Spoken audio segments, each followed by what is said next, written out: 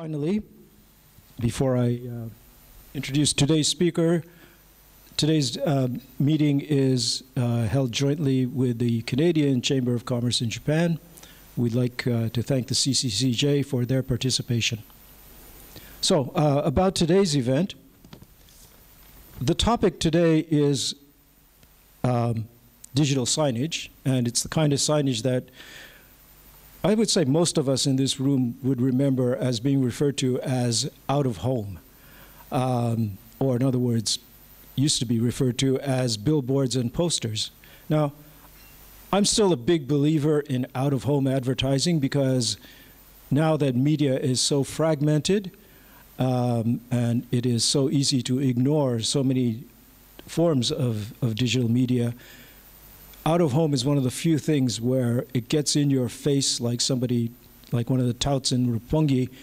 You can't avoid it, and any media that has that sort of immediacy, I think, has a great deal of value today. Today's speaker is going to speak about how combining that sort of unavoidability together with technology can produce some interesting results. So I'd like to introduce Neil Van Wouw.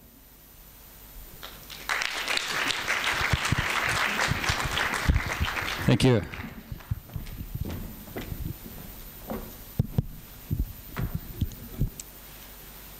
I'll do this with just one mic.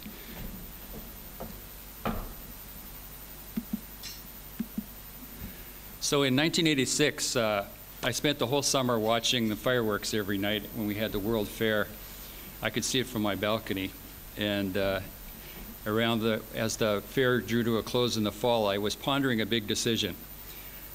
On the one hand, I was invited to move to Oakland and go to an all-girls college and teach and do research in computer music and work on a master's in fine arts. And on the other hand, one of my friends had a crazy idea: why don't we just move to Japan and go on a working holiday visa? And it was a tough choice, but I chose the Japan over the all-girls college. And in December '86, I moved there and followed my friend and ended up in Hiroshima. And 2 years later, he was back in Canada, but I was still there, and I was working in a small software company there, doing computer graphics for civil engineering. I made a driving simulation program that let people test drive roads before they were built. And it was very interesting because we got involved with a lot of the big projects of the day, like the highway that was going up for the Nagano Olympics, the monorail for the new Kansai airport, and some of these bridges going over to Shikoku. And that gave me an early access to the internet around '92, because we were working with Silicon Graphics computers, and I was buddies with a lot of the engineers there. And one of the things about being in Hiroshima, I was really isolated, and I had this room full of computers that I was supposed to look after. And it was really hard to solve problems with these manuals, the shelves of manuals that were instantly outdated. So this friend said, here, I'll hook you up. You can use this thing called Usenet. And you can post questions and get answers. So this was very simple, kind of what we call now news software. It's all, I think Usenet still exists, but it's just full of spam and porn. But at the time, it was little communities of people that could answer questions about stuff. And that was just a completely new world. And then in '93, I found this magazine called Wired that it was like the second or third issue. And it was about technology, but it wasn't written for techie people. It was written for normal people. And it was more like a fashion thing. And in there, a few issues on, the thing that blew my mind was every article had the name of the person that wrote it and an email address. And no one else I knew had email, but I did. And just the thought that, hey, I could just, talk to that person. I saw this future changing very soon. And in one of the issues, they talked about a new startup called CD Now. And this was pre-web, so we had to use something called Telnet and log in and do all this thing. It was basically you're typing, I'd type a 1 and wait for 20 seconds for it to show up, and then gradually get screens and screens, navigate these screens. But in 1994, I was able, using a credit card, to buy 2 CDs online with the whole office behind me watching like it was a bullfight or something. But it was just amazing. And so that made me think, I want to do this. So I packed up my things and moved to Tokyo and joined one of the very first internet providers as their first paid employee. That was in '95. And then did that for 3 years, 3+ years. I helped build out the infrastructure across Japan. And in '98, decided, hey, I know a thing or two about business, which I did not.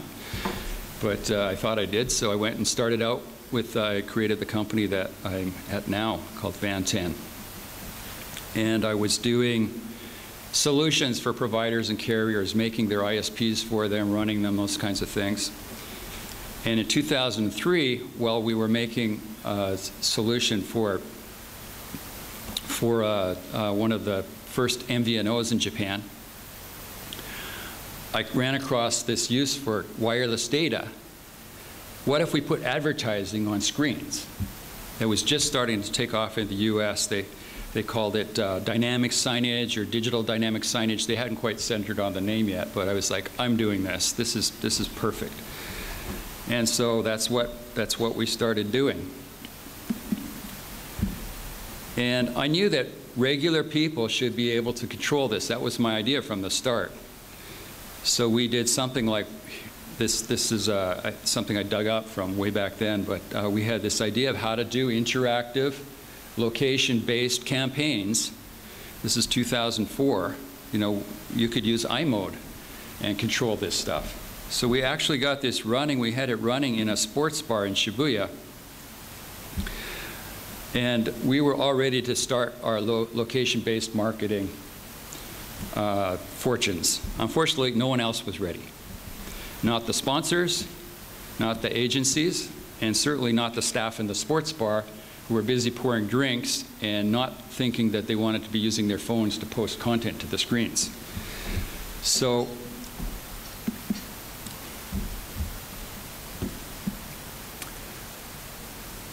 well, now it's 2015, and how does the world compare to my vision from 10 years ago? We certainly have a lot more screens around. Everywhere you go now, you see screens and you see content on them. But I'll let you in on the dirty secret #1 of digital signage. 95% of the screens that you see everywhere are still static screens. By that I mean they're not connected to the internet. They're usually, these days, you know, they're connected to SD card, or they've got a USB card stuck in them to get the content. But really, technically, all we've done is taken our VHS player and made it smaller so that you can just pop it in. Right? We haven't really progressed, and we won't progress until we hook all these screens up to the internet and start doing cool stuff. But that's the future that we're moving to gradually, and I want to tell you a bit more about that today. So, as Koichi said, this is what I do, signs, and specifically how to manage and send digital content over the internet to signs everywhere. Big ones, small ones, indoor, outdoor. Our software is in several thousand signs across Japan. And a couple years ago, we made this. This is a little Android device that can easily hook up to something. And with that, I can do this. So I'm going to just take, let's see, I got to get, let's look at me. Okay, everybody smile. Right.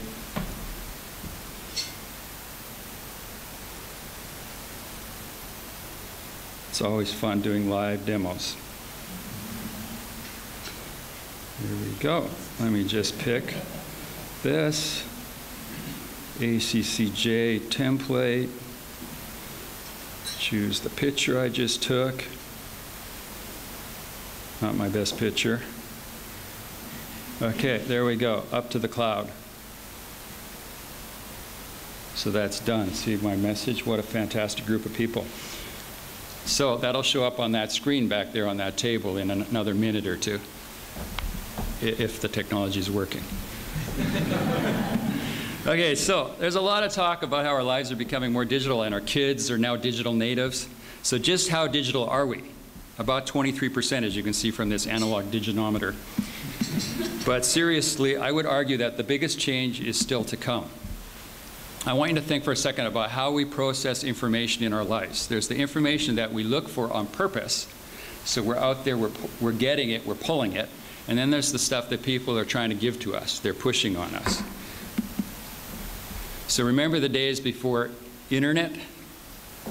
How did we get information? Well, if we were looking for a store or a restaurant, it often involved this big yellow book that we had to go through. So that, I call that pull 1.0. And then along came the internet, and in a few short years, we could get online, we could browse, we could find all sorts of useful information. But these computers tended to be bulky, and we were tethered by a wire. But now we have complete freedom. Hey, there it is on the, yeah, see that worked? Okay, and now we have complete freedom with our mobile devices, anytime, anywhere. But remember, this is still relatively a new thing. There's like millions of people using not so smart K phones. Okay, so what about on the push side? The granddaddy of push media is broadcast TV. We have radio, magazines, posters, billboards. So the thing you can say about push 1.0 is that it was usually expensive and controlled by big media companies. And again, we have the internet came, and with push 2.0, we had freedom. We could make websites, blogs, we could cheaply buy banner ads to advertise things. And that's where we are now, but it's all in this virtual world. It's like we have two separate worlds, our virtual world and our real world. So push 3.0 is the next step. Just as mobile brought us complete freedom to pull information anytime, anywhere we want, push 3.0 lets us turn any screen into our own media quickly, easily, and cheaply. So this gives us a balance between the push and pull. But more importantly, this virtual world becomes more of an extension of our real world instead of something separate. So when we go about our daily lives, messages can get presented or pushed to us. And these become hints or reminders that we can act on and continue the conversation on our mobile device, if and when we feel like it. So that's the point we still get to control. So now we have the push 3.0 revolution coming to us quickly, right? Well, not so fast, because, well, I already said it took 10 years to get this far, and it's going to take a while still. Because the funny thing about the way change happens is it doesn't come all at once. So what did people do after they invented cars, before they invented tow trucks? I think it was something like this. And this is kind of where we are now. Let me give you an example. You've probably seen, around town, you see blackboards in restaurants, and the blackboards say, "Follow us on Twitter."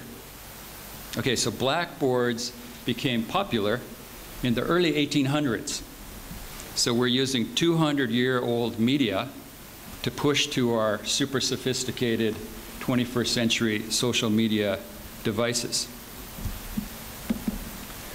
So, but the big advantage that blackboards have, though, due to their 200-year head start, is that we know what they do. There's something about a blackboard, you see it, you know that that's information that's supposed to be timely, and it's supposed to be something that we notice. Right? So we just automatically know that, and we're attracted to it. But when you look at a screen, we don't really know, what is that screen trying to tell us? We don't necessarily know. Is it, you know, it could be asking us to interact, it could just be digital wallpaper. We don't know, and that language of push 3.0 is still emerging. So what does this mean in a practical sense? So imagine you own a ramen restaurant. So you have a bunch of analog media in your restaurant. You have menus, blackboards, signboards, etc. You might even have a digital television there, but it's probably playing TV, someone else's media. So now imagine that we're going to turn that TV into our own medium. So instead of writing "follow us on Twitter" on the blackboard, we're going to show the tweets, the latest tweets, right on the screen. So this is going to let people see what's happening with that. Or if we have something great to communicate about our food products, we can turn that into a video with much more impact than small writing on the corner of some paper somewhere. Or instead of anonymous staff, we could introduce them and get you feeling like you already know them, you know their names.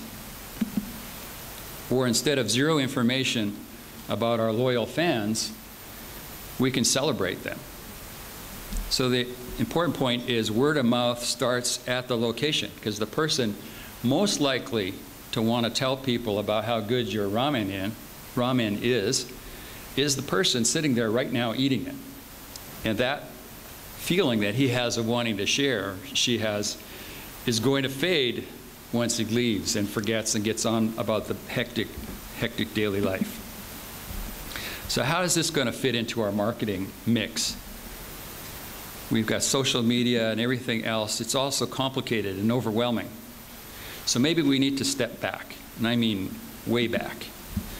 So in 1904, a former Canadian mounted police officer named John E. Kennedy convinced Albert Lasker at Lord & Thomas agency in Chicago, at the time one of the largest agencies, to hire him, in part on his clever definition of advertising, salesmanship in print. And 3 years later, Claude Hopkins joined the same agency. So these are the people that practically invented modern advertising and pioneered what later would be called direct response marketing or direct marketing. For decades, there's been a kind of chasm between this direct response world and the general advertising world.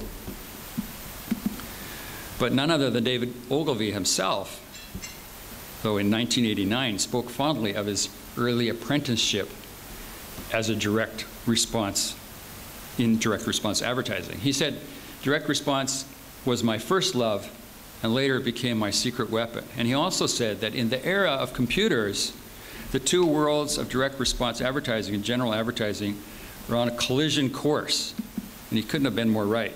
So much of the marketing around us now, everything from direct mail to infomercials to A/B testing in the web and offer-focused landing pages, all that stuff draws directly on the pioneering work of Kennedy, Hopkins, and Lasker 100 years ago. Drayton Bird, a contemporary of Ogilvy, and in fact the contact in that last slide, who you were supposed to send your resume to for Ogilvy's hiring ad, said recently, "Technology has expanded the numbers and means of communications, but the fundamentals are the same. People haven't changed." So if we think about this funnel of prospects who become opportunities, who become customers, who become repeat customers, and hopefully loyal customers or even raving fans, then we want to move through the customers through this funnel to higher and higher lifetime value. So let's think of social media, web, and digital signage as all ways to collect people and get them into our funnel. And then we can use, for example, email, something to stay in touch. It doesn't have to be email, it could be line. But something where we can contact people regularly and make them offers and hints that might make a sale. But so in this diagram, digital signage has a unique role. All those other things are out in this virtual world. And the big problem that everybody has is how to push from that virtual world and contact you. And there's so many ideas about how to do that, but if they don't have a lot of choices because they have to jump from that virtual world into the real world. And the ways we do it now are things like notifications popping up on our cell phone. And there's always a new way to do that, like there was Bluetooth, and now there's iBeacon and things like that. But the point is, people haven't changed a lot, and we have our threshold where if you interrupt me more than this, I'm going to either tune it out or turn it off. But something like Signage, when you go to a location, that ramen shop or whatever, it's got a unique position there. It's pushing, but it's kind of, I like what Koichi said about, what did you rephrase? But you said forcing to grab your attention, the thing that Koichi said he liked about OOH. But the way I would put it is, what I like about it is that it doesn't force you, it's passively forcing you, so that you still have a choice, and you still, even though it's questionable sometimes how much power we do have to tune that stuff out, we feel like we do. So we're okay with it. We're okay with being offered these things, whereas on our phone, we're not so okay with it after a certain point. So this kind of model can be used for any kind of service-based location. It can be used, we could use this for NPOs and NGOs and CRS. And we could use this internally. We can use this internally in companies, because we're always trying to communicate to the other people there. So let's look at a little more closely at the location-based aspect of this. So the big question that I just brought up about how do we make that leap to suggesting something, well, it's the same. We haven't got it perfect with digital signage either. What we like to do is have you look at something and then seamlessly take that phone and just continue the conversation. And we're still sort of struggling with that, but the state of the art right now, the de facto standard in Japan, is search.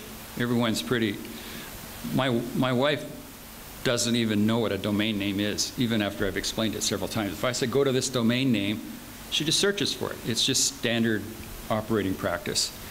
And that works pretty well. And then we have these other ideas, like a recent one is iBeacon that you may have heard. Apple's kind of pushing this thing. So if you have this little device, that little blue thing is, I don't know how big they are, I haven't seen one, but probably they're this big or something. And they're cheap, and you put them somewhere, and then it gives location information to your phone, right? So some people think that's going to be the way that we can do location-based marketing.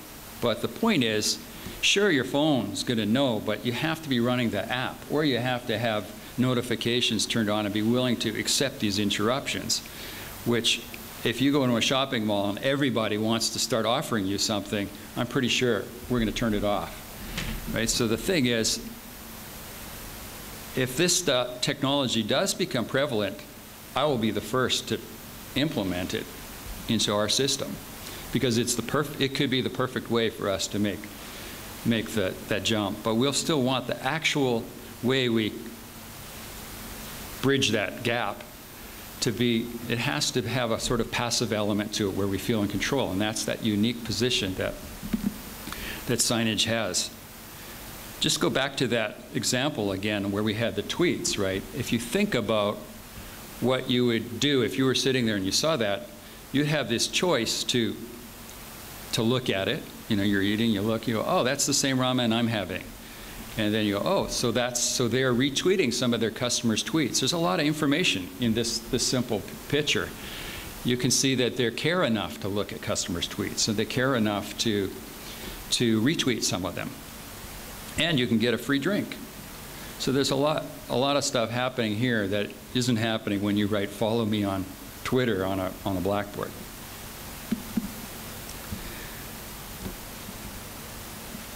So the other thing we want to do, we can make that kind of offer so it's easy for someone to retweet, but we really want to get them pushed over with a search onto the mobile device and offer them, that's where they got to go to find out how to get the offer. And that gets them there. And then we can get their email address or their line, get them to connect to line or whatever, and then we have that relationship, and now we can start talking. So one more dirty secret. This one's the dirty secret of digital signage content. The number one content, the killer content, if you're going to make digital signage, if you just know this, What do people want to see? They want to see themselves. So that's why the idea of building a campaign around these tweets, like themselves meaning literally themselves, or the picture they took, or the picture their friend took. So that is very, very attractive to people to get involved in that and participate with that.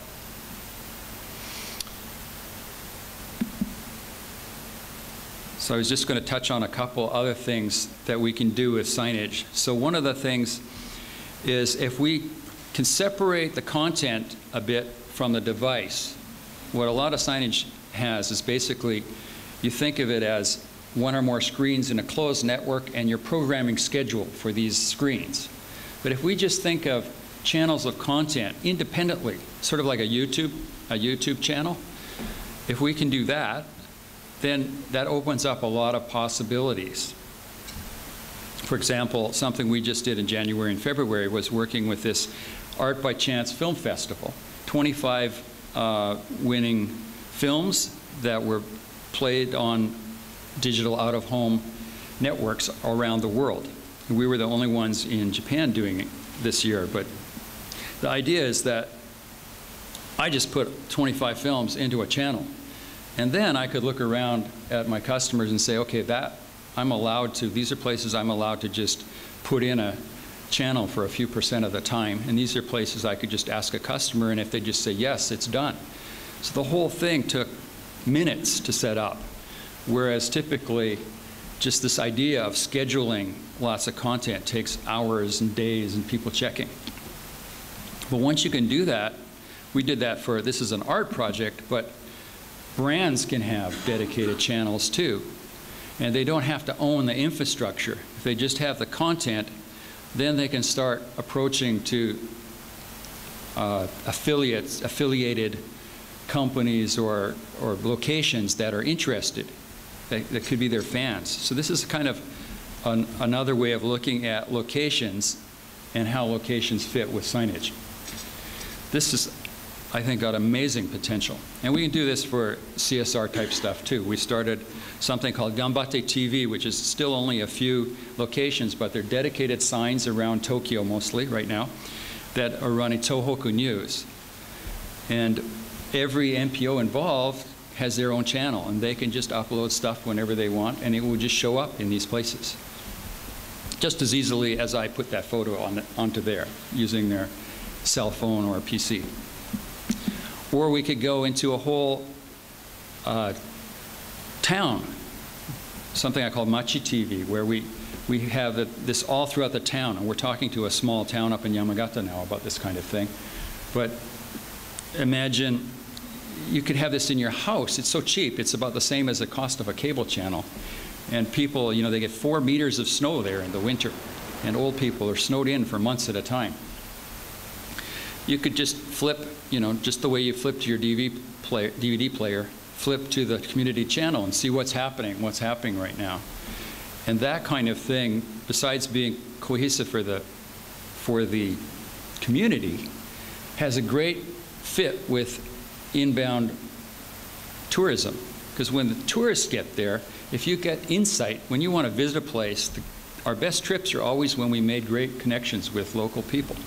So if you get there and you learn a little bit about the town through that kind of a glimpse into the town, then or as in this picture right here, you could, participating people could agree to have their photo taken and broadcast through the town so that the locals, I mean, some of these towns are only 100 people, right? They'll look at this and say, oh, hi, John. Irashai, John-san. So how am I doing for time here? I'm okay? Yeah, I got just a couple more. So, and the same idea of it, this Machi vision idea, we could take that to the world stage too.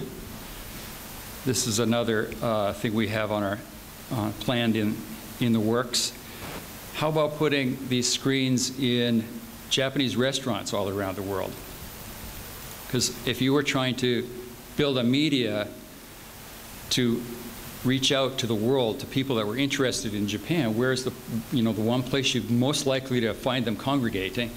Probably be Japanese restaurants.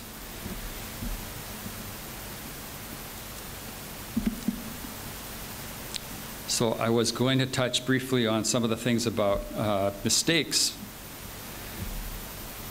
The biggest mistake for projects is typically just spending too much, and not just on all the upfront costs, which that just depends who your vendors are. But the thing is that the flexibility, if the systems aren't flexible, then the whole workflow gets made around fitting with the system instead of fitting with what people want to do. I think I will not go too much into this because I know this is probably going to take too much time. So probably better if we get on to the question. Yeah, let's go to Q&A, because then if you do want to know about this stuff, just ask me a question.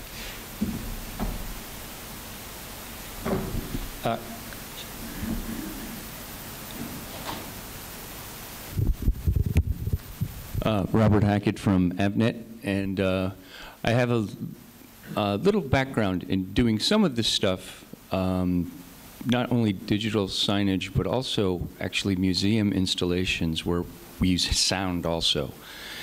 And it seems like you're keeping to graphics and text because my opinion is the sound is just too much. In one location, because it's going to repeat and repeat and repeat. So I just want to hear your thoughts about that. Yeah, okay, excellent question. That's exactly right.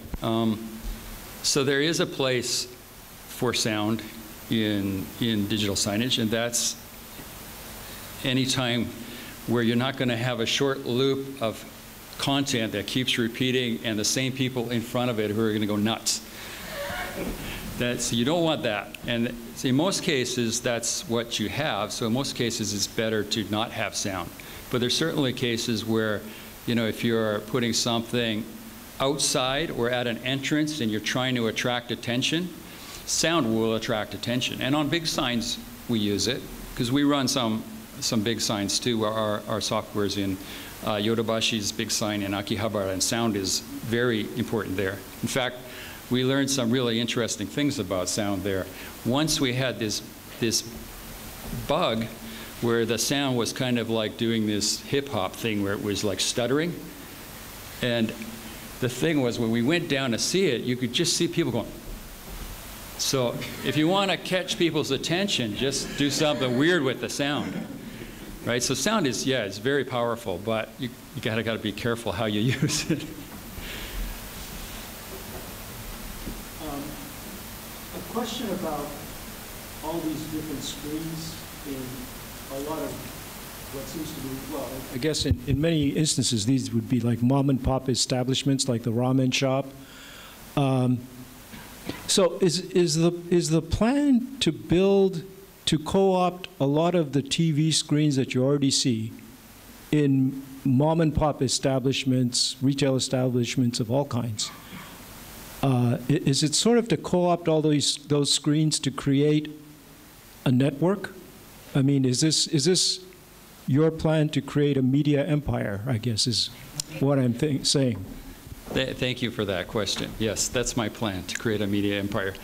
Exactly. But the world isn't necessarily on board with my plan yet. So in reality, most of our customers tend to be more corporate. So we work with bigger companies. So we're in drugstores and supermarkets and schools and those kinds of things.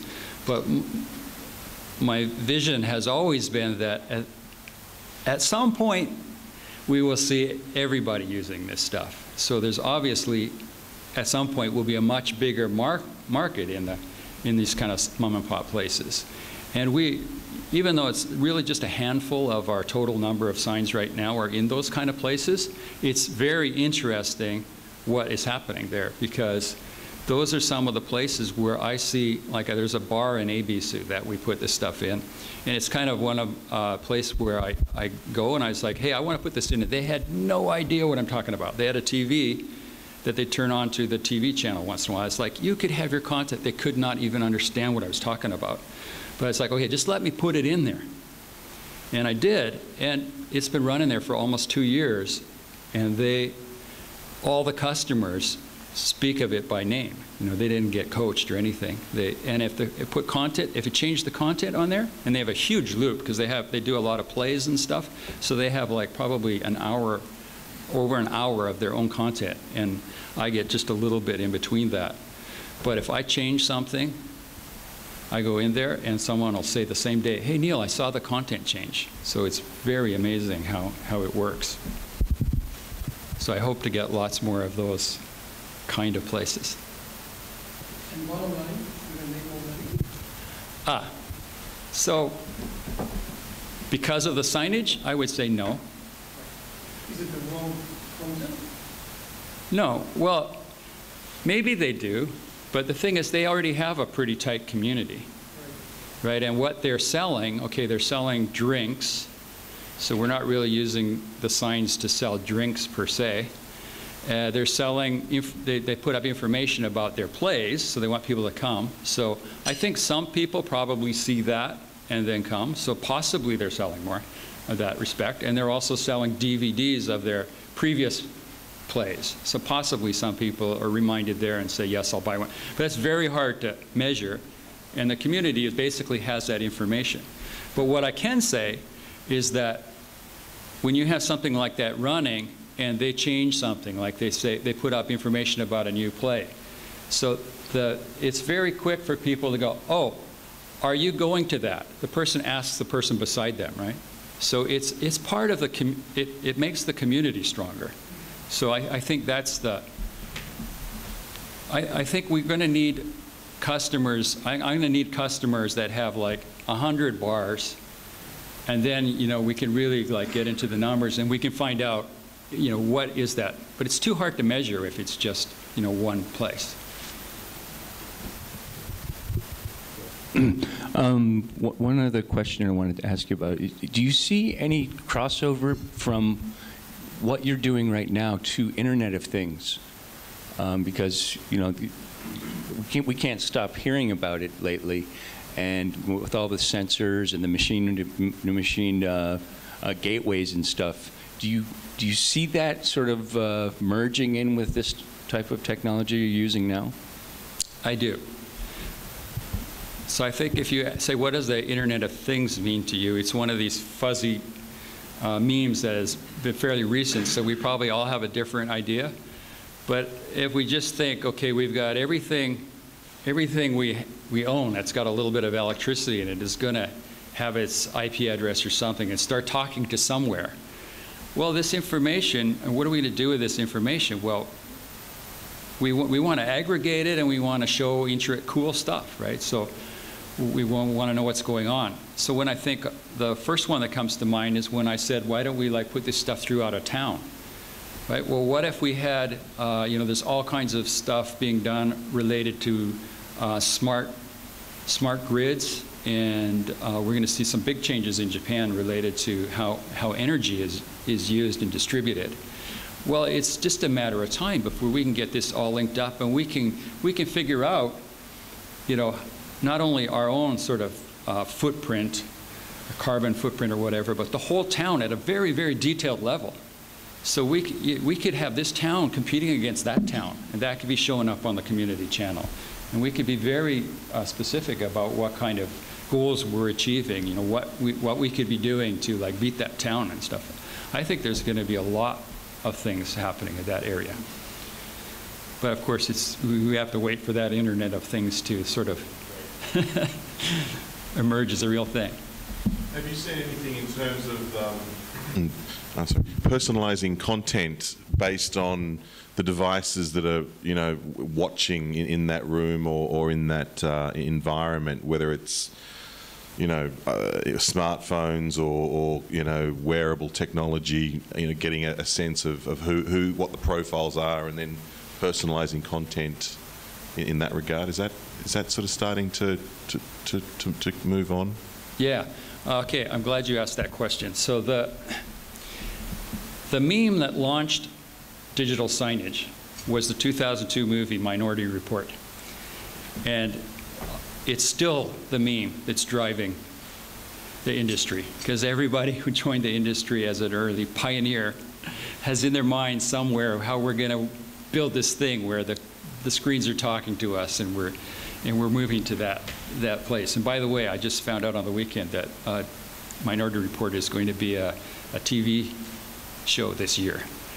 So we'll see what it does to extend that meme. But the question, right? Well, are we going to get that kind of personalization? So my take is that we don't need to. We already have that level of personalization on the net and the net that we carry around us with our mobile device. So, I mean, what they're doing with, you know, banner ads following us around right now is, it's crazy. I mean, it's incredible how they just know where we're going to look, and they're always there. So that stuff's already happening. And when you take a public screen, does that public screen need to start singling us out and speaking to us directly? I don't think it needs to. It needs to shift it needs to let us know the conversation that we can continue on our devices, and where it can be as personal as it wants to. But that said, we can do that. There's nothing stopping us. And one of the things that is sort of in my master plan when we build a media is that we're going to have stuff that people can interact with and do, and they're going to be doing this through their phones, right? But we could have games, this different kind of social games where you do a little thing, and then something later is going to show up on the screen, and it's going to involve your avatar interacting with some other avatars and doing stuff. So that's very personalized, and we can do that right now. It's, you know, it's not, the technology's within our reach, but then we have to sort of introduce it in a way where people can go, oh, okay, I get that. And that's, you know, that's we don't. the leap, isn't it? Going from a one-to-one personal thing into a social environment where you're watching a central, you know, screen or whatever together, but it's a community view of who's in the room. Yeah, and that's where there's quite a few steps to go.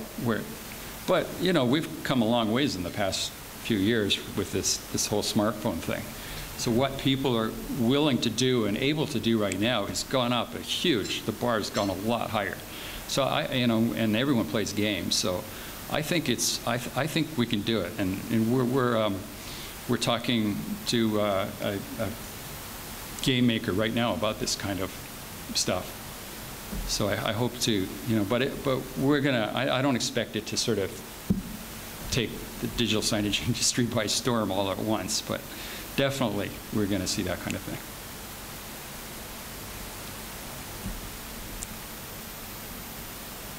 In the UK, I heard people talking about taking it into doctors' surgeries and things like that. Have you tried that here at all? Doctors and dentists and pet shops and those sort of areas? So would that be for what kind of usage? Well, just for you providing the content, but for everybody who comes in sort of sees the signs and... Oh, okay. So putting signs in doctors' offices, like in the waiting room? Yeah, and that sort of thing. Yes, we're doing that now. And that's any kind of location where people basically gather and sit is a place that we should have digital signs. And because the people that provided those seats, you know, there's a reason for those people to be there, and there's something that person wants to be communicating to their customers. So why not do it? They're sitting there. So that. How many people look at your signs every day? Do we know how many people? No, I have no idea. But we did try doing that. We were actually the first company in Japan to do the people counting on an actual media that was for sale. We worked with 11 of the train companies in Tokyo and had in 28 stations. We were counting, you know, millions of people every day. But then what? It's like, okay, so we have this number and we have some kind of demographic fit, and then these companies, they have their own ideas on what those demographics are and the number of people going through, but you know, what do we actually do with that? So, but I do think But that said, getting these metrics is something we want, and how I want to do it is to get us the smoother flow over to the mobile and be counting there. So we want to know, we might not necessarily know every eyeball that looks, but if we know how many people are interacting, how many people are willing to sort of do something, I think we can work back from there, and we can get a lot of ideas about the numbers of people who are looking.